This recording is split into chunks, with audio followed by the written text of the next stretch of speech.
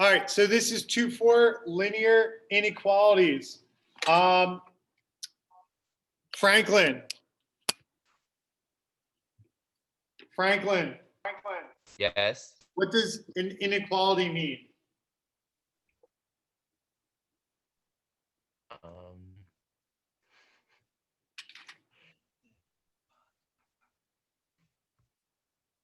Do you have an idea? Um, I'm gonna go with no, Franklin. no. All right, when two things are, and this is not proper English, but like unequal, it means that they're not equal. That's an inequality. An inequality is when two things aren't equal. Something is bigger than something else. Now, in math, okay, we can have more than one answer to an inequality. An equation has an answer, like one answer, two answers, three answers. You kind of have these like points, they're dots. But in inequality, we have a region, we have a shaded location. That's my solution to something. All right? So an algebraic inequality has one of these symbols in it. Right there. One of those symbols in it. Okay? Those symbols. This one is what? Less than. Greater.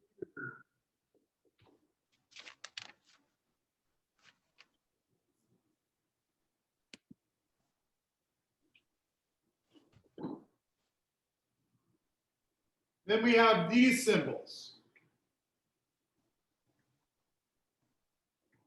Less than or equal to. This one, greater than or equal to.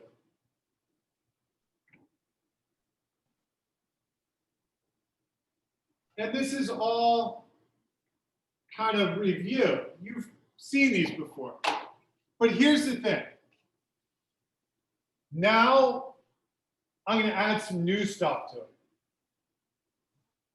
So these guys up here, these two, all right? When I'm talking about something that's less than or greater than, okay, these are curved brackets or curved parentheses. They're curved, okay? Think of parentheses, okay? But these equal to ones, they're going to be brackets.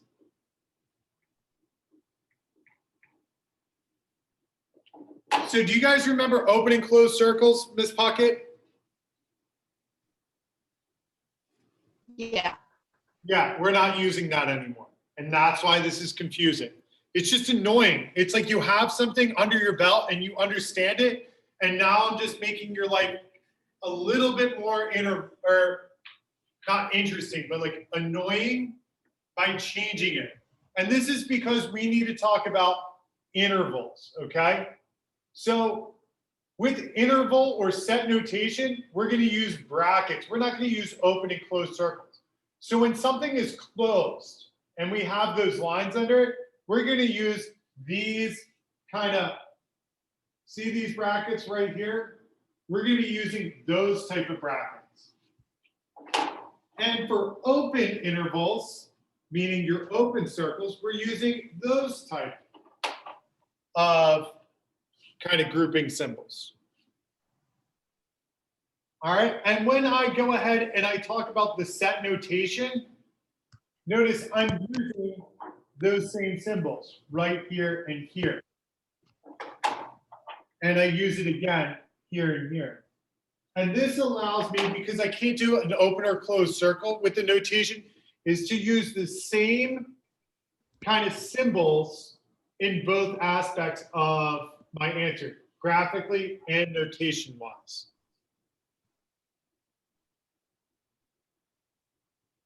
Now, when we talk about unbounded intervals, we talk about things going to infinity or negative infinity. And I don't put a bracket or a parenthesis on it. It's open. It goes on forever. It's kind of like when I said like x would be greater than 3, and you would put an open circle at 3 and you would shade to the right and just make an arrow. That's what's going on here. Now, this is really difficult to explain over Zoom, but once we get going on it, it should be a little bit easier. So let's look at the next page. Ed, you with me, buddy? Yeah. Mr. Harmon, Jake, look, I'm not on my bunk bed anymore. I know, but I got to do some work. And just remember, I'm recording, so that's going to be on YouTube. All right, Ed, hopefully you don't have Derrick Henry in your fantasy football team. But you know you should have in your fantasy football team? Me, Who? because I'm really good at math, and I'm going to help you out here. So Ed, I need to sketch the graph and do the interval notation. So Ed, could you describe to me what I used to do for this problem? What would I do for x is greater than -6? What would I do? Just explain it.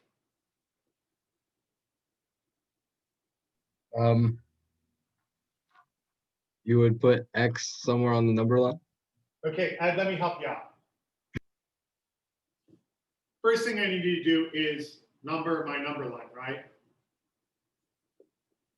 Now, my marker is a little difficult to write, like all the numbers, so I'm just going to count by 2s.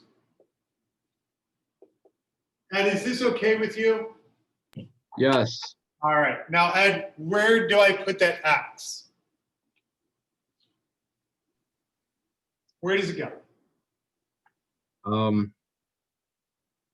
Over by the end. I'll give you a hint, Ed. It goes somewhere around the 6. Where do you think?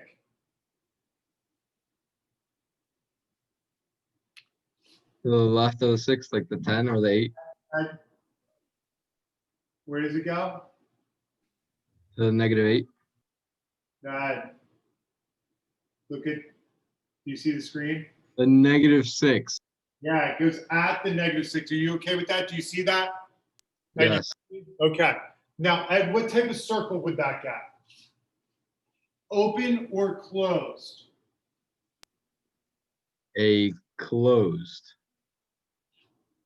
Ed, look at this symbol. That is open. Open. So before, and don't you guys write this, okay? Before, you used to put an open circle at the -6, and you're eating the x, and you would shade to the right. So that's what it used to look like before. Right, Ed? Yeah. All right. The only thing I'm going to change is this.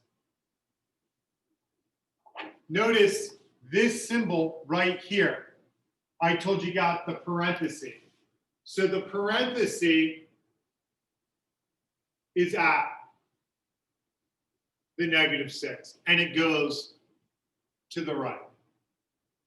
Do you see the slight difference, Ed? Yeah.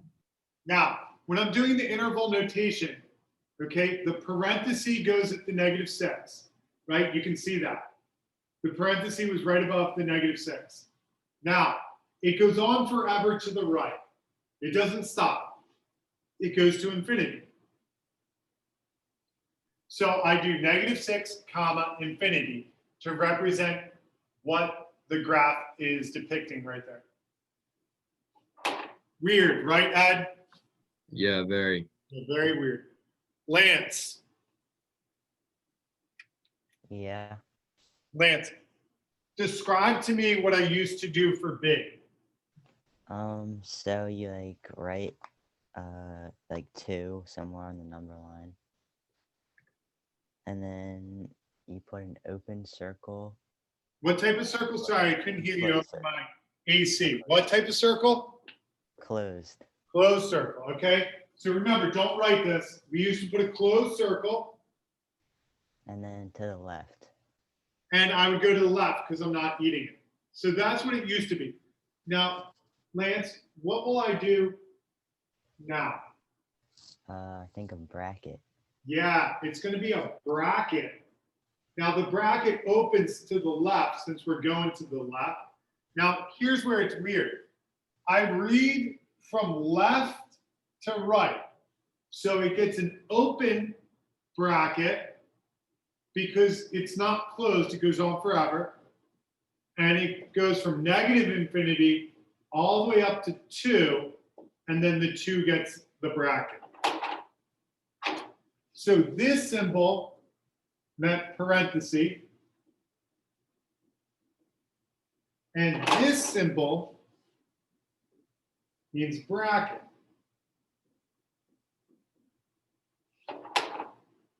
And I believe that A and B are the harder of the problems. Okay, now D is a little difficult, C is the easiest. But A and B are pretty difficult. Are you okay with that, Lance? Yeah. It's okay to lie to me. It makes me feel good about myself. Now, for C, okay, I think we all get it. We need to number our number line. So I'm going to number my number line. I'm going to put like -1 and then skip every other one so I can kind of get all my numbers in. All right, so I got -3, -1, 1, 3, 5, and 7. Now, I look at this. And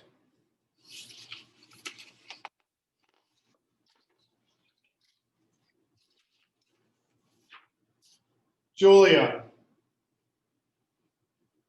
Yeah. what type of symbol does -1 get? Is it a bracket or is it a parenthesis? A parenthesis. Yeah, so we're gonna put a parenthesis at 1. And X is in between, right? So it's gonna be a parenthesis that opens to the left or to the right. And then what type of symbol would go over the 5, Julia? A bracket. A bracket. And Wait, that, all right, is going to open to the left. Now, why? Because I'm shading in between, so the brackets should face each other. Wait, why Yeah. is it 1? isn't it -1? I thought it was -1. Oh, yeah, it is. Sorry.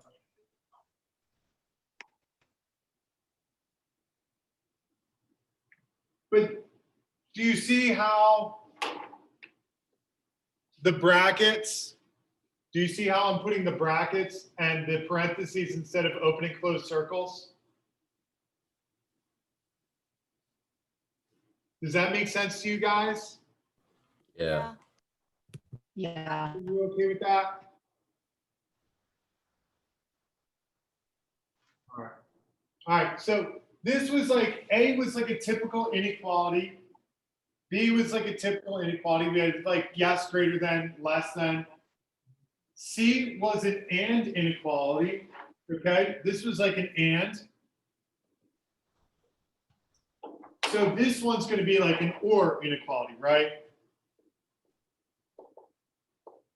So I know for an and, I'm shading between my brackets, and or I shade away from them.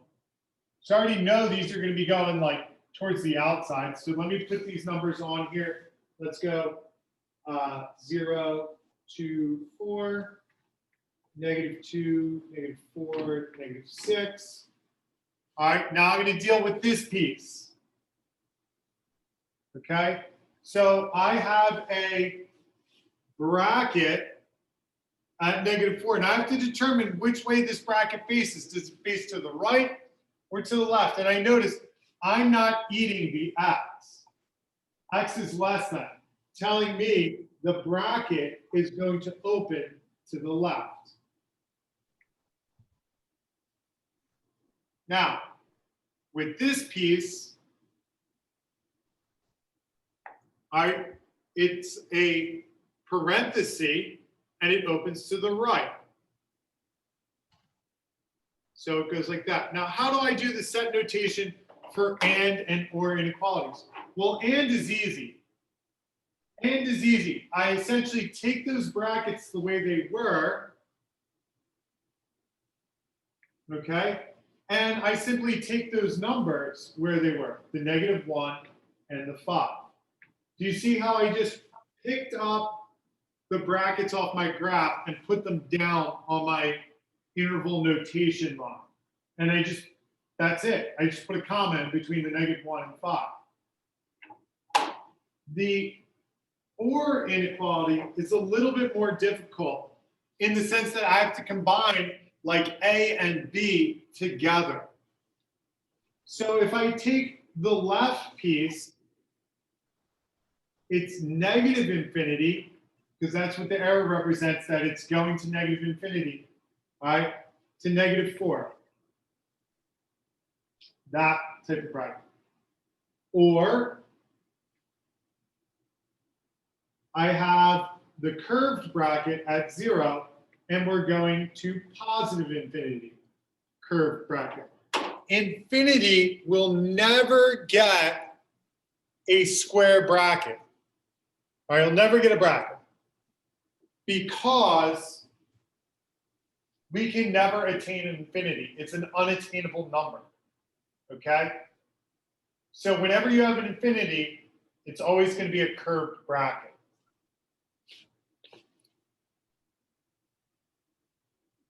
You guys try F.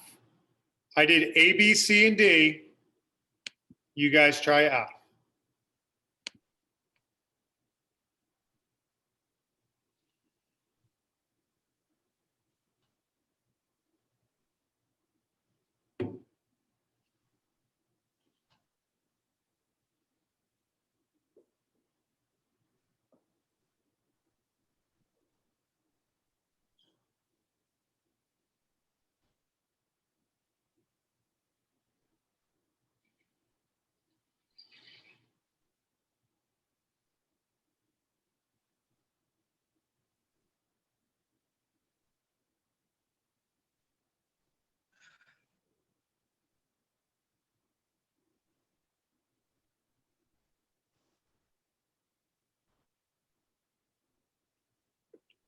All right. Here we go with F. All right. F. Let's pick on Woolery. Yeah. What did you get for F? The bracket thing going to the right, and then like 2 zeros, comma the 5.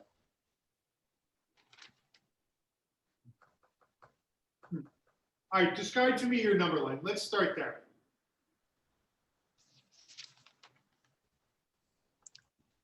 What do you want me to do? Like, What number goes just here? tell you what? What number goes What? here? Look at the screen. What number goes there? Put, I think I put like 1 there or something. I don't know. Okay. So 1, 1, 2, 3, 4, 5, 6, 7, 8, 9, 10, 11. Okay? All right. Obviously, this whole problem centered around 5, right, Cody? Yeah. So what type of bracket goes around 5? That not the circle ones, like the Square I don't one? know, which Is it open to the left or to the right? to the right. Am I eating the X? Oh wait, no, I'm not. Yeah, the other way. Yeah, it's going towards 1. Okay, going towards 1. And since I'm going towards 1, this goes out loud. Yeah. That means the interval notation needs to be negative infinity, 5, square bracket.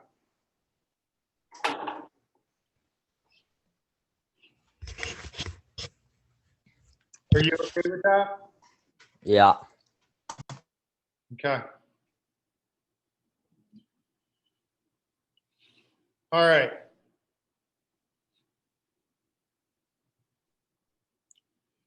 Now, we have to apply that to solving linear inequalities. So a lot of the stuff like before was kind of like new. This stuff's old, and we're just going to apply what we just learned to it. So here, okay, we would just simply add 4. And I get z is greater than 4. Few things. One, number line. I always start with 4 or whatever my number is in the middle. So I'm just going to do 4, 5, 6, 3, 2. Looks something like that. 4, we're going to have a curved bracket opening to the right because I'm eating the z. And I shade that way. Now my set notation looks like curved bracket 4, comma, positive infinity, comma. That's my set notation.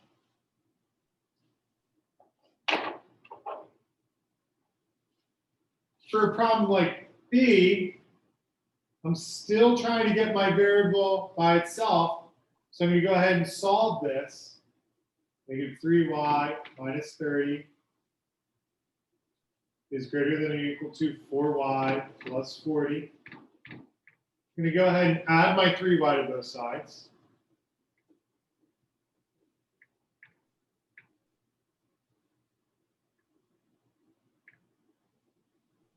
That gives me negative 30 is greater than or equal to 7y plus 40. Subtract my 40. I have negative 70 is greater than or equal to 7y. Divide by 7, and I have y. All right, and then let's see, negative 10 is greater than or equal to y. So my number line looks like I put negative 10 in the middle, negative 9, negative 8, negative 11, negative 12. This is a square bracket. I'm not eating the y, so that's open to the left. And I'm going to shade to the left. So my notation looks like negative infinity, comma, negative 10, square bracket.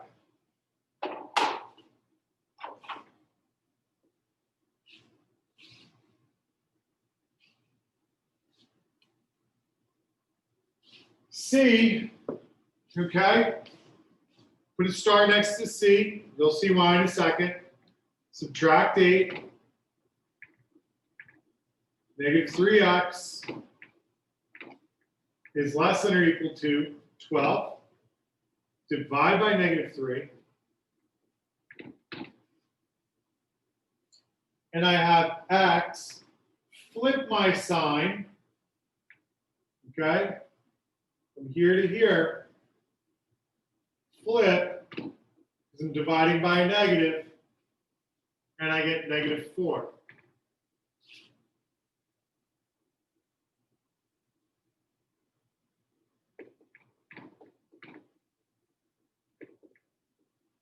So this would be a square bracket opening to the right, and my set notation would look like negative 4, comma, infinity.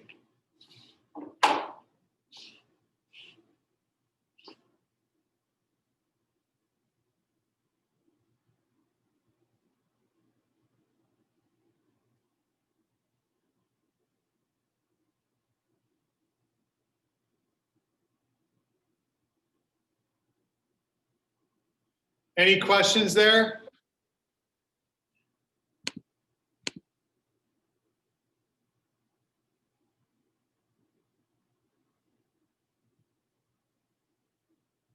All right, I think that's a good place to stop.